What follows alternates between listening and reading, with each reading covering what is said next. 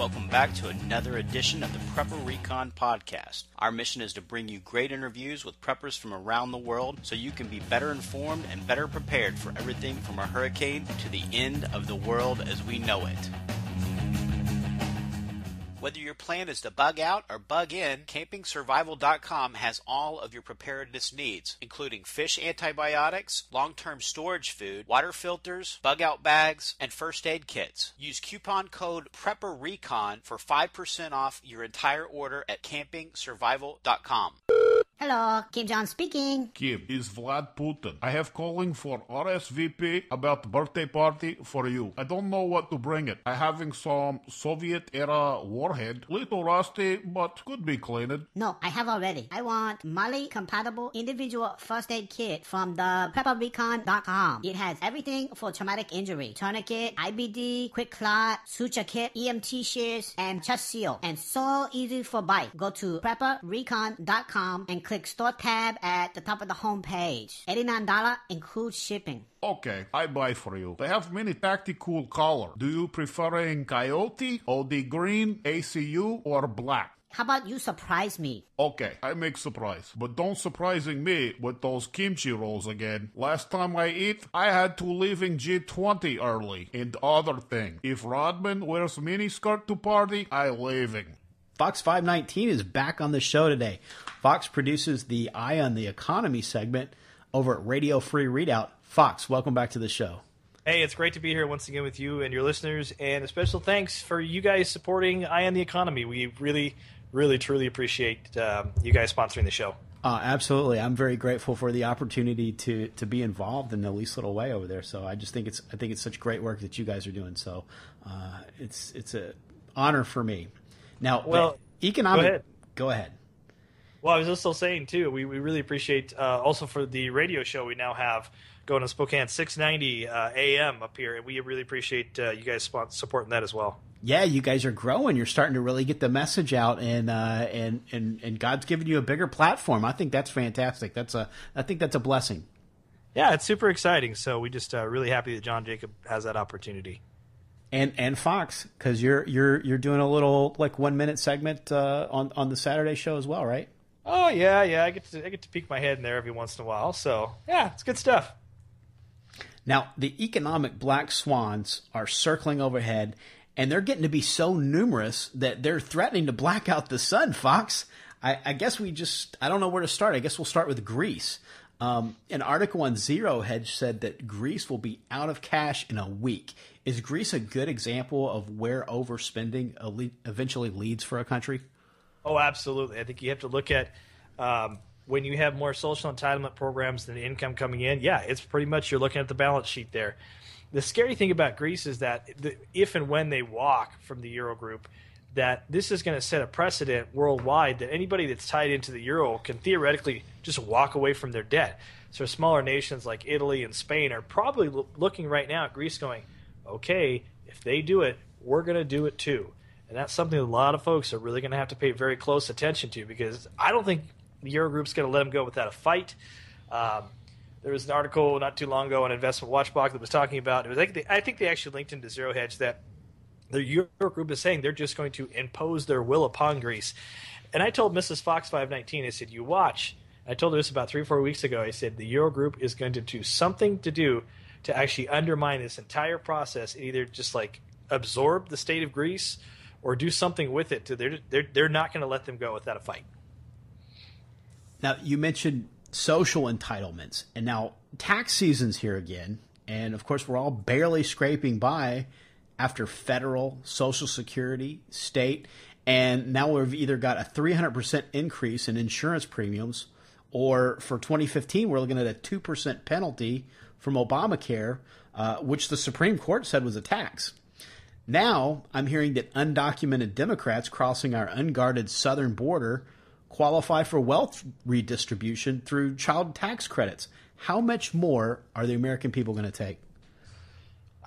You know, I was having a conversation with somebody at my office today, and, you know, she is virtually a single mother, and she just recently read that same article that talked about the earned income tax credit and how it's basically going to be a undocumented migrant, almost like a bonus as they're walking across the border to be able to file for back taxes that they've never even paid into.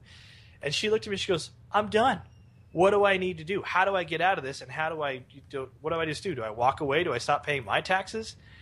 And I think we're going to see more and more and more of that attitude start to proliferate. I mean, especially up here in the Redoubt. I think I hear that 2 to 3 times a day. People just throw their hands up when they read the news and say, what the heck is this? I don't understand this. This is not what I wanted. So I don't think it's going to be too much longer here before we're starting to see some really, really nasty things start to come of this.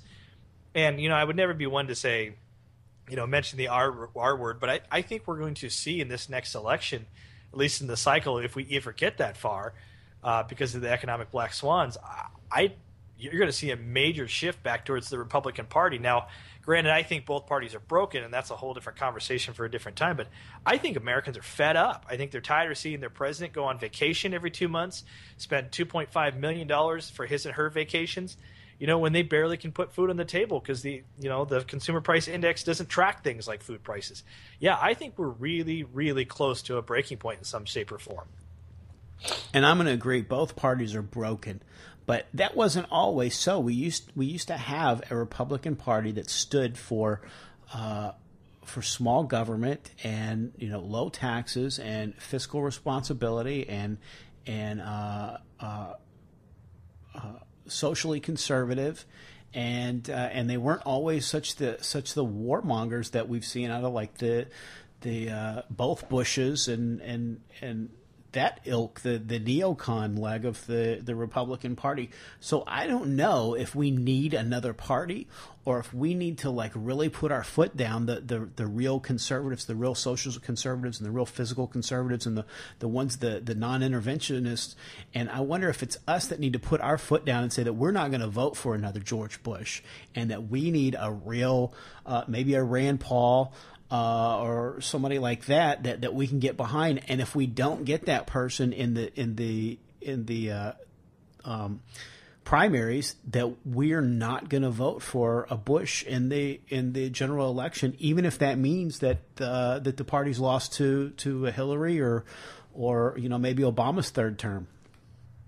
Well, and I think one of the biggest things, I mean, I wish a guy like Ted Cruz would throw his hat in the ring, but I think he knows that Americanism is lost. And, John Jacob and I have kind of gone back and forth in this, that, we want to make sure people always maintain that attitude of hope, but we both feel that, some really rough times are ahead of us as a nation. And if we don't, still cling to the American ideals, that when we come out on the other side of this, we're going to be in a lot of trouble. And that's why we really do talk about Americanism and how important it is. But you're right. I mean, and I guess I look at this was that we don't really have a choice anymore. You can either choose a progressive candidate or a progressive candidate. And, a guy like Ted Cruz or Rand Paul, I mean, the perfect ticket would be Cruz and Paul. I don't think that'll ever happen. But, because I think Bush is going to buy his way into the White House. In fact, today, I think the headline on Drudge was that Bush is going to have some sort of amazing funder come through to back him. So we know that they're just going to buy the election. But then at the end, we have the Electoral College, too. That doesn't ever speak or represent, especially up here in Washington State, where you have, a better part of the state over there on the west side is they're all Democrats. They're not, and remotely, they don't represent our ideals at all. I mean, so I think the Electoral College, if we can get rid of that, that's going to be more of a voice for the people than anything else, because right now they can just buy their way through that. And nobody really knows who's on the college or who represents it. So, yeah, that's a crazy process, and I just don't think even in 2016 we're gonna get a Republican, but we're gonna get a progressive Republican. Yeah, it's going to be pretty much like last time, which reminds me of that Camry commercial. Is it a Camry or a Camry? Is it an Obamni or an Obamni? Well, is it gonna be a Bush or is there gonna be a Bush? I mean, we know he's just being lined up in so many different ways. It's like, how does a guy, being he was the governor of Florida, come out of virtually nowhere and again go to the White House and he's going to just push for progressive ideals. I mean, the guy's a Common Core advocate through and through. So I don't see any Republican look at that and go, oh yeah, Common Core is a good thing. That tracks our kids and that, dumbs down the education of our children, makes things ridiculously hard. I mean, we have 1, 2, 3 school districts up here in the area that I'm at in Eastern Washington who have all said, we won't have a single kid pass any of the Common Core testing for 5th and 6th grade. It's just too darn hard because we're pushing our kids too hard and too fast. But they want that. That's what they want. They want to have more control in the schools so they can say, oh, look, you guys aren't doing your jobs, and that's where Common Core comes in. Well, on the bright side, if we do get Jeb Bush, he will be the first Bush president in the history of America that wasn't a member of the Skull and Bones. So, it wouldn't be all bad. Now, back to the tax thing. Now, if we took a person that's their average tax rate is 25% to federal, and let's say they've got their own business, they're paying a 15% self-employment tax, which if you're not, you're still paying 15% because you're paying in 7.5% and your employer's paying at 7.5%, which would have been going in your pocket if they didn't have to pay that to Social Security, Medicare. And let's say you got a 5% state tax, and then let's say your state has a 5% sales tax, and those are all very, very conservative numbers. That all adds up to 50%. So that's half of your earnings just right out the door. This is before you've paid your rent to the government for the property that you think that you own because you're having to pay property taxes. That's 50%. Now, Nehemiah 9:37 says, we're slaves today, slaves in the land you gave our forefathers so they can eat its fruit and the other good things it produces. Because of our sins, its abundant harvest goes to the kings you have placed over us. They rule over our bodies and our cattle as they please. We are in great distress. And of course, in that day, cattle would have been a measure of wealth. So, could an oppressive state that rules over our bodies and our cattle, could that actually be a judgment from God? Oh, wholeheartedly, I think it is. I think that we as a nation have not repented and not gone back to God. I think that, you and I were talking about Jonathan Cahn earlier, and I think there's some things that we are seeing come up later this year that, that some of your listeners may read about, some of them don't, being in the year of the Shmitah and some of the other items that are coming. But I think that, Nehemiah in that time was a very unpopular prophet because he was screaming, hey, we're in trouble, we're in debt up to our eyeballs, you guys are slaves. And I think that there's a lot of modern Nehemiahs now that are saying the same thing.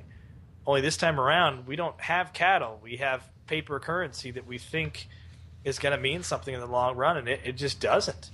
I think that, our wealth today is measured by, Range Rovers and iPhones and, all sorts of stuff, when really, truly, that stuff doesn't mean anything in the long run. If you don't have fuel, your Range Rover doesn't go. If you don't have power, your cell phone doesn't run. I mean, so why are we putting our money into things when really, truly, it's not going to benefit anything in the long run? I mean, there's biblical currency. We know that gold and silver were divined by God for us to use, and again, cattle and some of those other things. But for the most part, yeah, the modern Nehemiahs are saying, you've got to listen, you've got to stop, you've got to turn your heart back to God and ask for repentance. It's just not happening.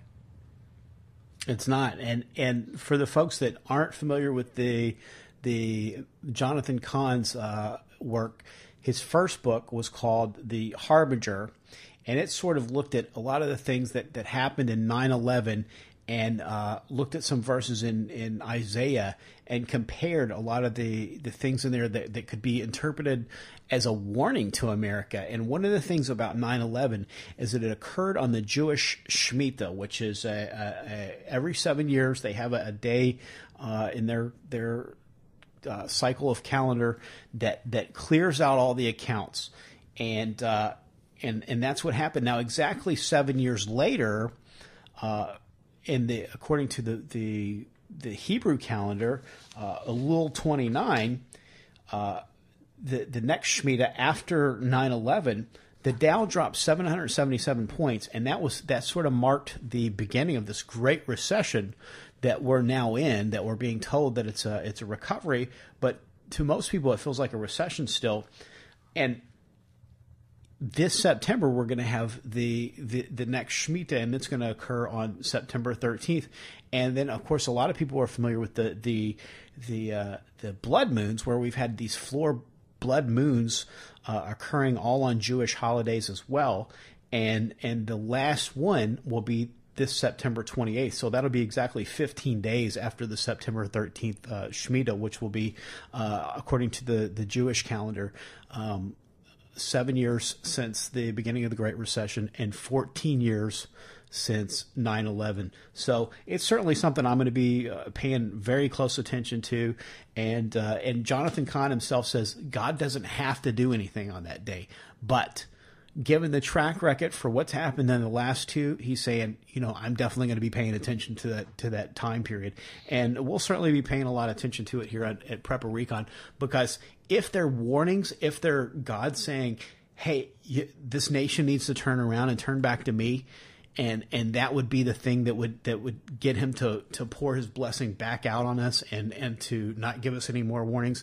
I don't see any evidence of that at all, and I just see evidence of us straying farther and farther away from him. And if those two things haven't served to wake us up, then maybe he's going to have to do something that's a little more severe. I agree. And if we look at from a rather beyond the scope of economics, we look at what's going on with ISIS. I mean, they're growing in power and growing in power. They've taken more territory in Syria. Italy's now fearing that ISIS will start to come above to their shores as well. Don't think for a second that God won't turn His face from us and that He loves us, but at the same time is that His judgment is just and pure. And if we're going to turn away from God, why would He honor His commitment to us if we're going to turn away from His nation? Like Israel and some of those that we've turned them into enemies. So yeah, I think Radio Free Redoubt, we're definitely going to be monitoring what goes on in September too. I had originally planned a trip for September. We will not be going in September. We're not going to be going anywhere in September. In fact, I'm going to put my team on high alert in September here, just to make sure that we are ready and willing to help ourselves and help our community as well. Now it's very interesting that you brought up ISIS, because when God finally got done with the warnings for ancient Israel, for the southern kingdom of Israel, He brought in the Babylonians to basically take them into captivity and pull them out of the area of Jerusalem and take them to Babylon as captives. And for the northern kingdom, He had sent and this is prior to the final judgment of the southern kingdom, He brought in the Assyrians, which Assyria was basically that area of Syria and Iraq, which is where ISIS is right now. And the Babylonians were sort of in that area around Iran, which also is a hotbed for Islamic extremists. So it's curious that the people that God chose to punish ancient Israel through are geographically from that same location as ISIS is, which you just mentioned is really becoming a major threat. Oh, agreed. And it's interesting. You kind of just have to laugh, sit back, and go, God's timing is so perfect. He's just going to lift His hand of protection off of certain areas of the world, and He's just going to let I'll call them the demons of Shaitan, because that's what they believe in. He's going to let them just go nuts. And you're right. God warned them, and He told Israel, and He warned them, and warned them, and warned them, and warned them, and they just kept ignoring Him. It's like, how do you?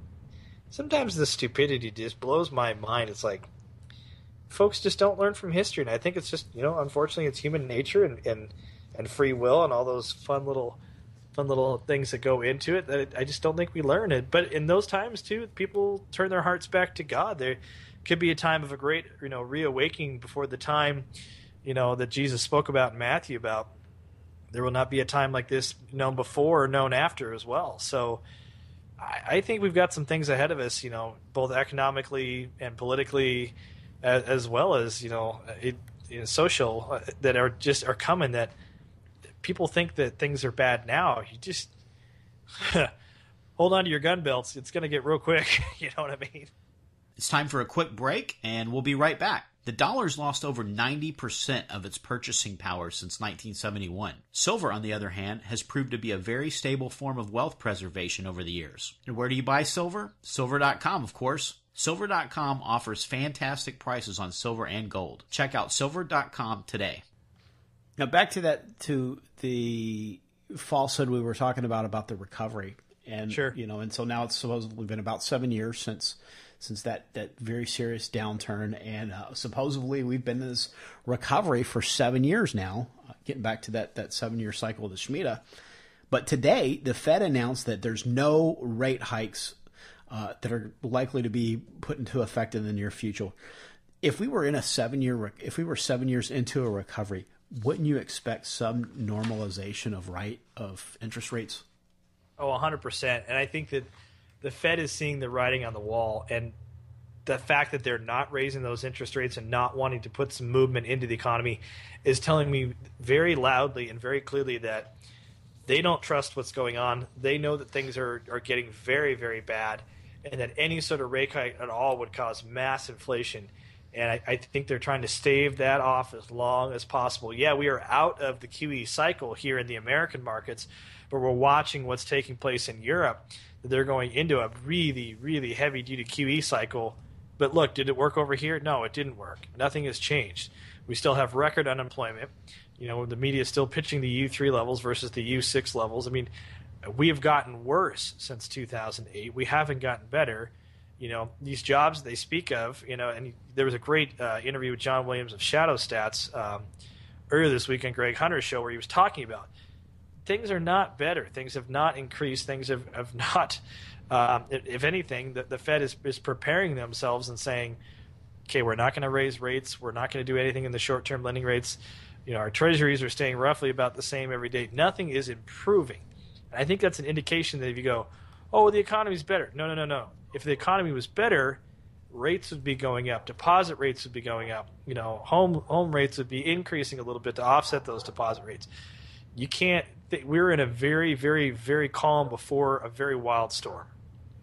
And John Williams makes his money because he sells subscriptions to corporations that need reliable economic data that doesn't have the, you know, it's not a yardstick that they're arbitrarily putting different measurements on every other week. And so, you know, he has economic data that's measured by the same measuring stick that's been used since the 1980s, so that you can, because if you're saying, oh, well, a foot today is 12 inches and then a foot tomorrow is 16 inches, then you know you'd never be able to get anything done, especially not if you're trying to build a house or trying to build a business in this case.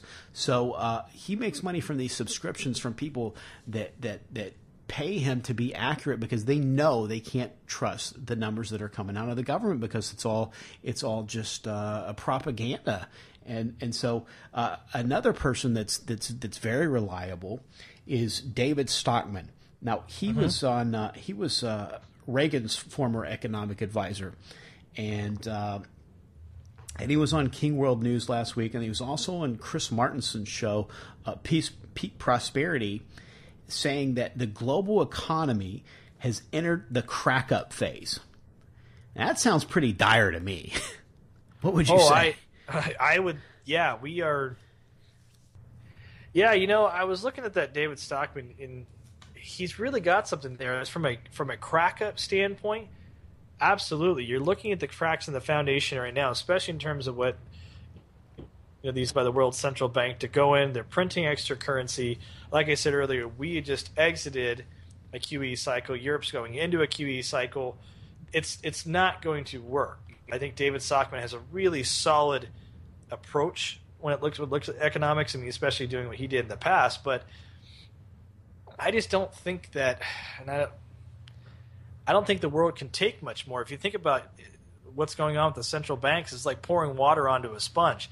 They can only absorb so much debt before things start to overflow and really start to affect what's around it. And I think you have to kind of think of our debt like that around the world as well, is that you can't keep pouring money onto a problem. I mean, it's like trying to attack a fire with a squirt gun. It's just never going to really put out the problem until you really quench it. And I think the way you quench it is by covering it up completely and getting rid of the original problem, what the fuel you're trying to put on the fire. So I think Stockman has right on. I think guys like Jim Willey, I think guys like myself, you, I think everybody sees the direction this is going in this quote crack up phase, because there's nothing they can do to fix it. They can't patch it. They can't try to throw money at the problem. They can't throw people at the problem.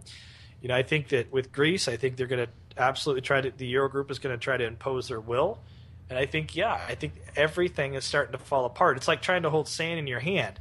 You squeeze it enough, it's just going to run out through the cracks in your hands, and they can't keep grasping at straws. It's just not going to happen. We're at peak debt.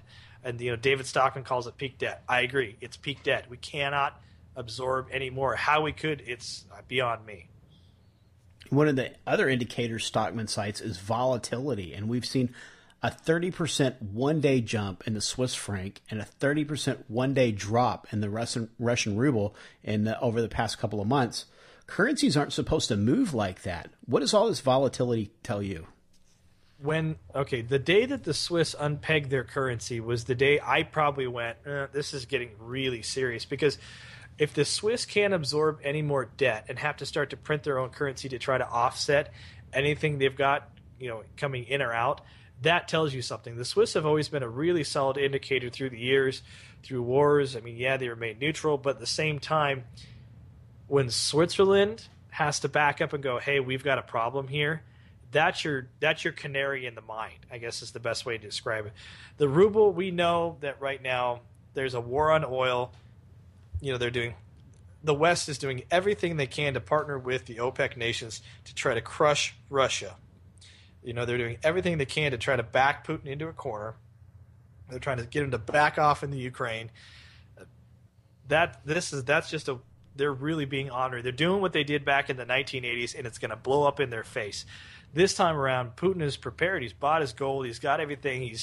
He's not backing down in the Ukraine. In fact, last night we had a violation of the ceasefire. So, they're evaluating it today. But I think that right now, with the Swiss currency being unpegged, the euro as volatile as it is, and then the ruble, which I think we're seeing some, like we said before, huge black economic swans that if we don't pay attention to them, the average person is going to absolutely walk to the bank one day, drop their ATM card in, and realize there is nothing in the account because they're going to have shutting all those down. In fact, in Washington State, there was just a new House bill passed that actually provides sweeping powers to a director of credit unions that on a moment's notice, under a finding, that director can just shut down the credit union and stop all withdrawals out of the institution.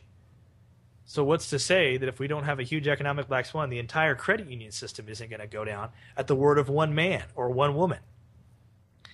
Yeah, it's too volatile right now to some people are going to put a date on it, some aren't, but I would say, 2015 is not shaping up well. One of the other things that Stockman said was that central banks are going to falter and markets are going to reset violently.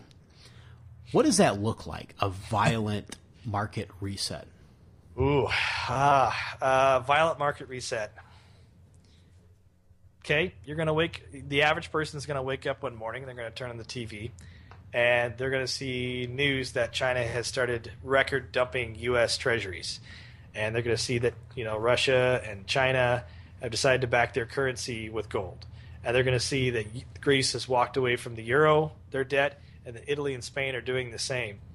And that right now, that Chinese debt has gone into default on several major, under the Chinese, investment banks. And what that's going to look like is you're going to see minute-by-minute drops in the market. And your magic number, I want to tell your listeners, is 20%. If you see a 20% drop in the stock market in one day, head for the hills. That's a 20% drop in the market. If you see that take place, if you're bugging out, now would be the time to pack your bag, get out of town for a little bit. Listen to your radio up in the hills, wherever you're going, but that is your magic number. A violent reset, they'll shut down trading. They hit that 20% mark, they'll shut that down faster than anything to keep the money from flowing out of the market. They're going to stop people from trying to go to their brokers to pour money out of their 401ks. They're going to stop people from going down to their TD Ameritrade offices and saying, sell whatever I've got left.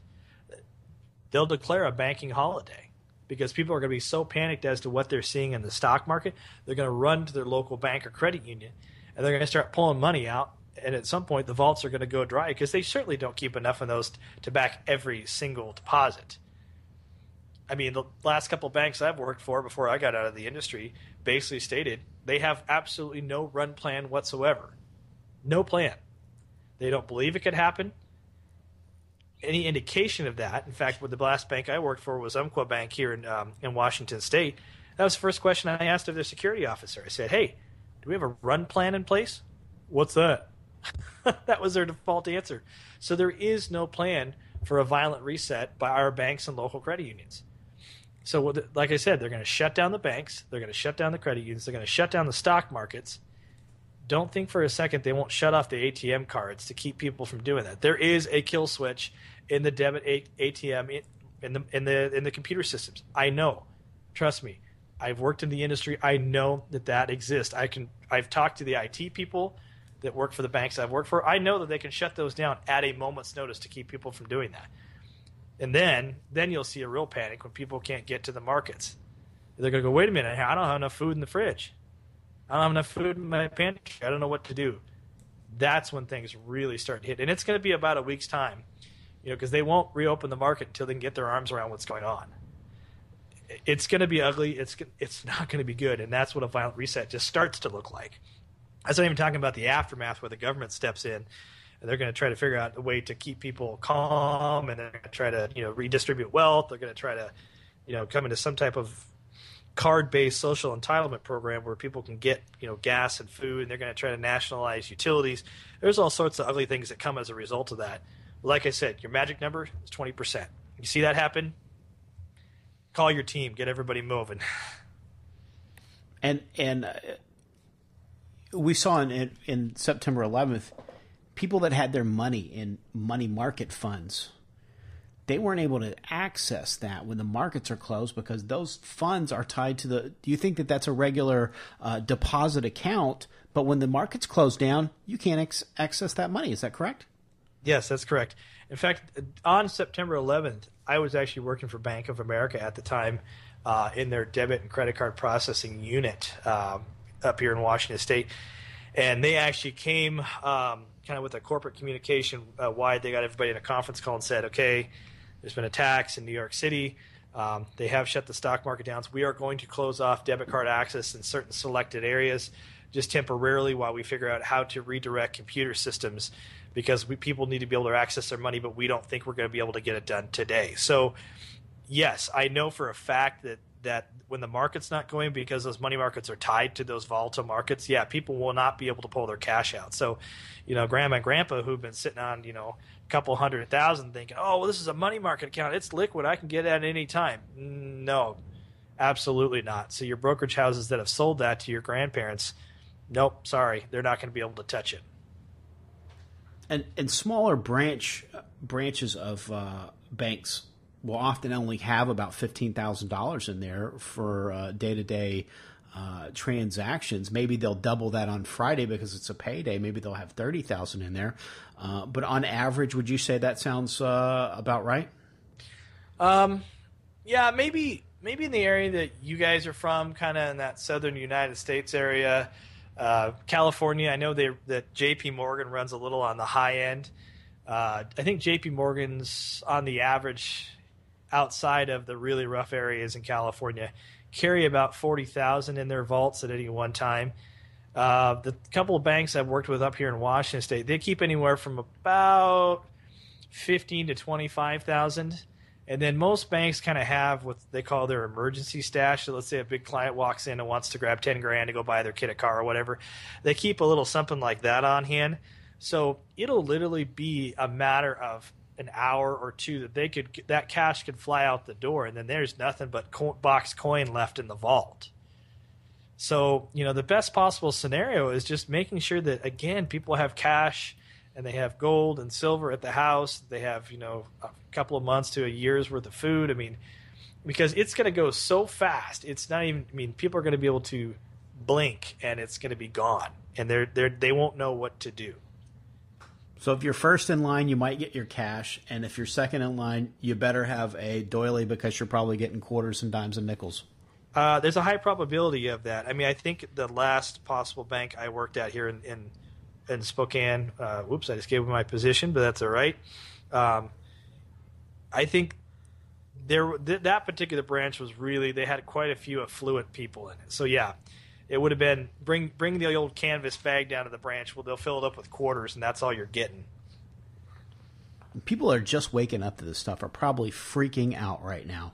What precautions would you recommend for them? Number one, take a deep breath.